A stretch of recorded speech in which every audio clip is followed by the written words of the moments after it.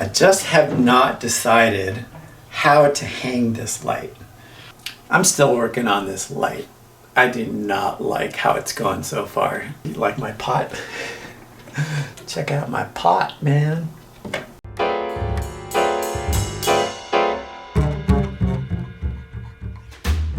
The lights come with these cables. Pretty cool. And I might use them, I might not use them completely. I don't know if I'll use this little beaner, carabiner.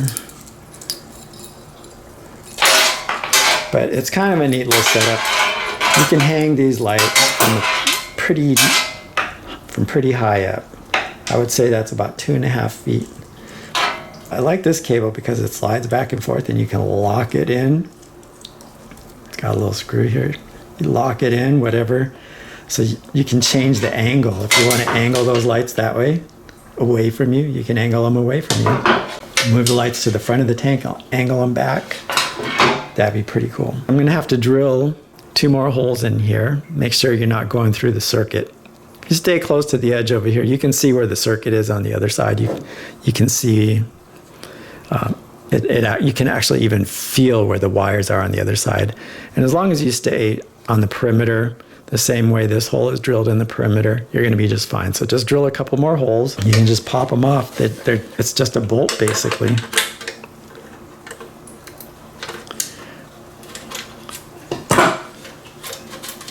So they just come off like that. They even have a little washer. Make sure you find a drill bit that's going to be at least that big or bigger. And then you can just mount these, screw them into the holes, and then you have your nut on the other end, which is what this screws into. I saw somebody using PVC pipe. It might have been ABS pipe to hang the lights completely. ABS pipe, the black pipe, it's really strong. It doesn't want to bend until you get way out to like 6-7 feet, then you can bend it. But for short distances, it's a lot more sturdy. They just put some elbows on there and then they hung this out there, and that's just fine. The way they painted it and set the whole thing up, it looked pretty nice. So I may or may not do something like that. I don't know, we'll see. All my tanks at this point are not island tanks. They're up against the wall tanks, and so you can actually just use the wall. So I might just use one of those bookshelf L brackets. It's an L bracket, and then you can just use that and then suspend this from that bracket. Although that doesn't give me the ability to spin it off, does it? Well, I'll have to think about that. I'm not there yet. Although, if I did hang it from that, I could just flip this up and put it on top of the bookshelf. I could put a bookshelf on there and then hang this underneath it. I could even do a floating bookshelf. That would be pretty cool. If you've seen those floating shelves, and then when I need to flip it up, I can just flip it up on top of the bookshelf and get it out of the way. We'll see. So many options. I just have not decided how to hang this light. I could hang it off the ceiling, but then you'd have these metal cables just like in front of the painting. This worked out really well. I like the fact that I was able to cannibalize the other light and put it to full use here. But I don't like hanging it with these wires all over the place because I want it to look pretty slick. So I thought about a whole bunch of different things, different ways to hang it. And I'm not really sure how high I want to hang it. You know, they say about 12 inches to 18 inches is where you want to get the bipars up to. But in my experience, we want about 16 to 18 inches between the LEDs and the coral. So if the coral is sitting on the bottom here, it's probably going to be sitting at least 2-3 inches, maybe probably, let's just call it 6 inches up. That means I only want to go another 10 inches up. So 10 inches is about as high as I want to do it, which actually works out pretty well because it's under the painting here. But how am I going to hang them? Well, I could shorten these cables and break the aquarium at the same time. I could shorten the cables or even just get rid of these and hang it from just here, put them up here, and put like a bookshelf off of here. I was thinking of a bookshelf because it'd be pretty easy to install a little bookshelf there. Then I was at the depot. I was at the hardware store, and I was looking all over the place. I was looking at bookshelf hangers. I was looking at floating bookshelf things. Then I went and got my stud finder, and I prowled around here. And you know, I have the light on, and I didn't have the light on before, but I can look at this wall and I can tell you there's a stud right there. That right there is a little nail protrusion or indent. That might be one there too. Let's find out.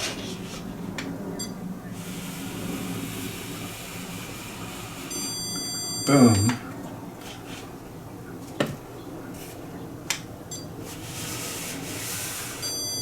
Yeah, so there's a stud right there.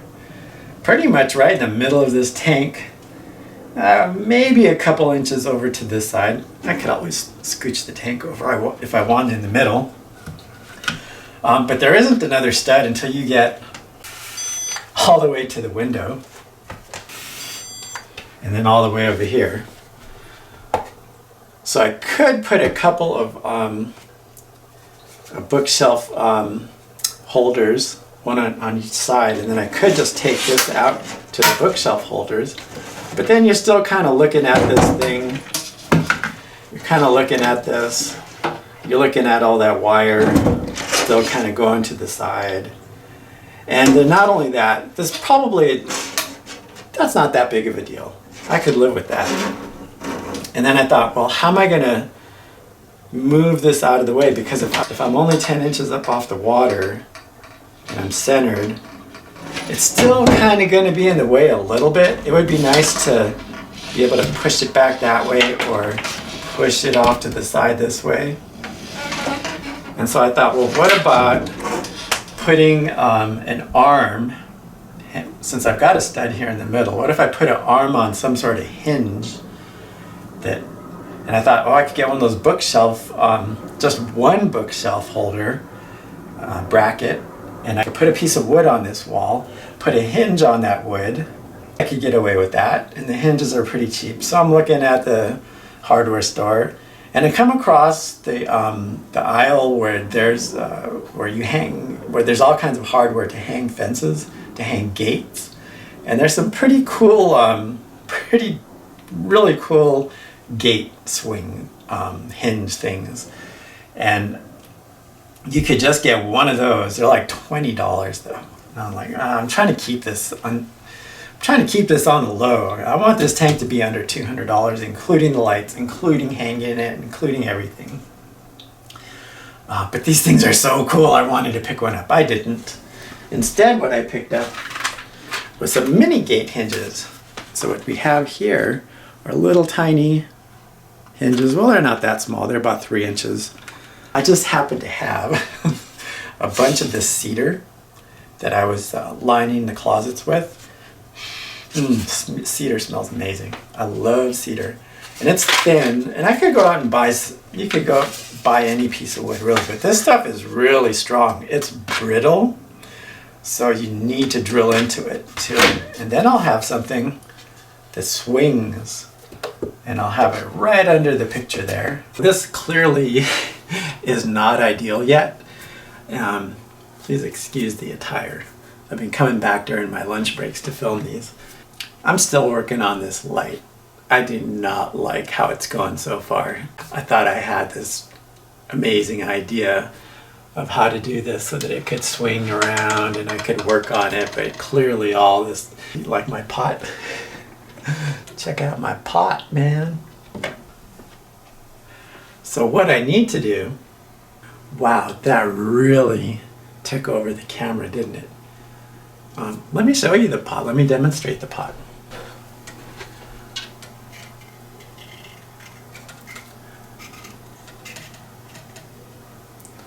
Boom. So all that is a potentiometer. It's a variable resistor. And I've got it on the whites because I'm running the whites and the blues off of just one power supply. Yeah, I've already spoken in depth about how the Vipar Spectra has 2 power supplies, one for each color. And since we run the white so low, like at 5%, 7%, you really don't need to use both of them. So I'm just putting a resistor in line with either the positive side or the negative side, really doesn't matter, with one of the wires that goes to the whites. That's it. That's an overkill pot. Do not go out and buy a 50-watt pot. Don't need it. You can get a $3 a variable resistor, and I think I'm running that at approximately 200 ohms. It's somewhere in that neighborhood.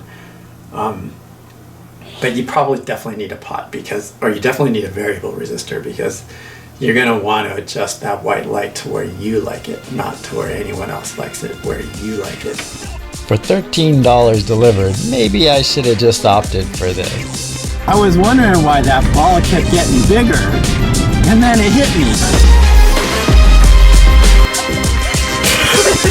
That was awesome.